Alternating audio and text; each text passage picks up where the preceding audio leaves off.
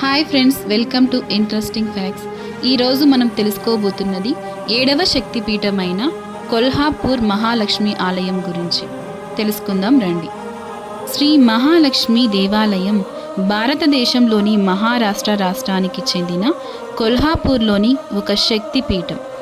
ఇది హిందూ పురాణాల ప్రకారం శక్తిపీఠాలలో ఒకటిగా బాసిల్లుతోంది. అగస్త్య మహాముని అచంచల శివభక్తుడు. ఏటా కాశీ వెళ్ళి విశ్వనాథుణ్ణి దర్శించుకునేవాడు. అయితే వృద్ధాప్యంలో అగస్త్యుడికి సుదూరంలో ఉన్న కాశీ నగరాన్ని దర్శించుకోవడం కష్టమనిపించింది. శివుడి గురించి తపస్సు చేశాడు. శివుడు ప్రత్యక్షమై వరం కోరుకోమన్నాడు.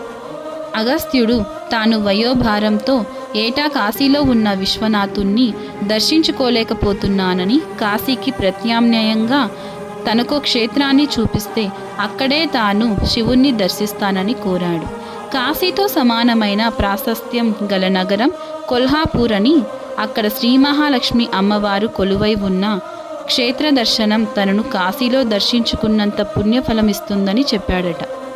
శివుడి ఆనతి మేరకు అగస్త్యుడు కొల్హాపూర్లో మహాలక్ష్మిని అతి బలేశ్వర స్వామిని దర్శించి పునీతుడయ్యాడని ఇక్కడ స్థల పురాణాల ద్వారా అవగతమవుతుంది. అమ్మవారు వెలిసిన తర్వాత ఈ నగరానికి కరవీరపురం అని పేరు స్థారకమైంది. ఈ నగరాన్ని కోల్పూర్ అని, కోల్గిరి అని, కొలదిగిరి పట్టణ్ అని పిలిచేవారు. కొల్లా అంటే లోయ అని, పూర్ అంటే పట్టణం అనే అర్థంలో ఈ క్షేత్రం విలసిల్లిందని చెప్తారు. కొల్హాపూర్ క్షేత్రాన్ని 1359వ సంవత్సరం వరకు శివాజీ మహారాజు పూర్వీకులు పాలించగా 17వ శతాబ్దంలో ఛత్రపతి శివాజీ ఏలుబడిలో ప్రవర్తమానమైందని తెలుస్తుంది.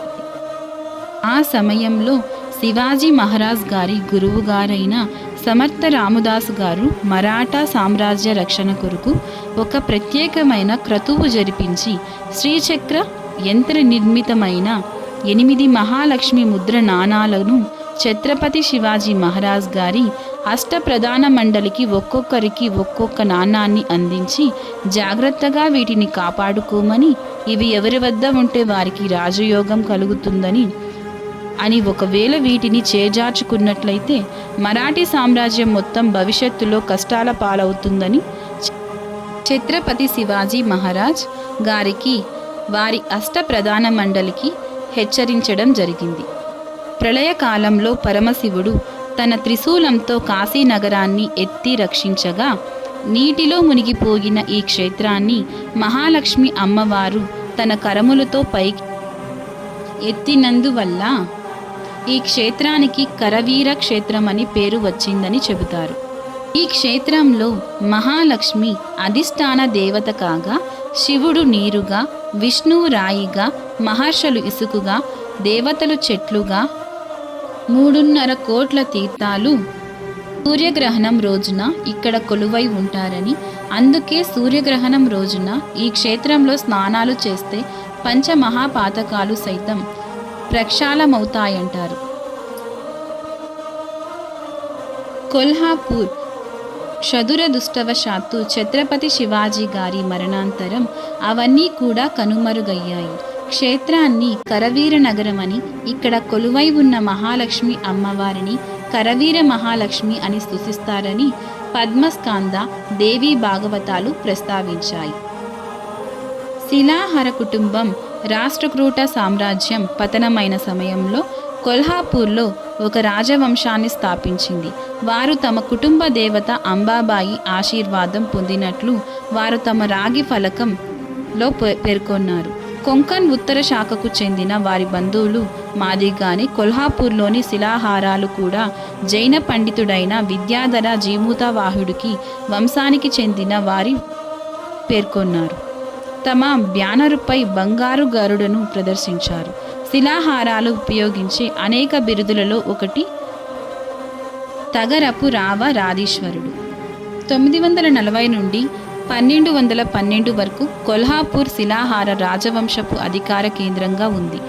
టెడ్డాల్ వద్ద ఉన్న ఒక శాసనం రాజు గొంకని పాము కాటు వేయడంతో జైన సన్యాసి నయం చేశాడు. గొంక 22వ జైన తీర్థంకరుడు నేమినాథ్కు ఆలయాన్ని నిర్మించాడు.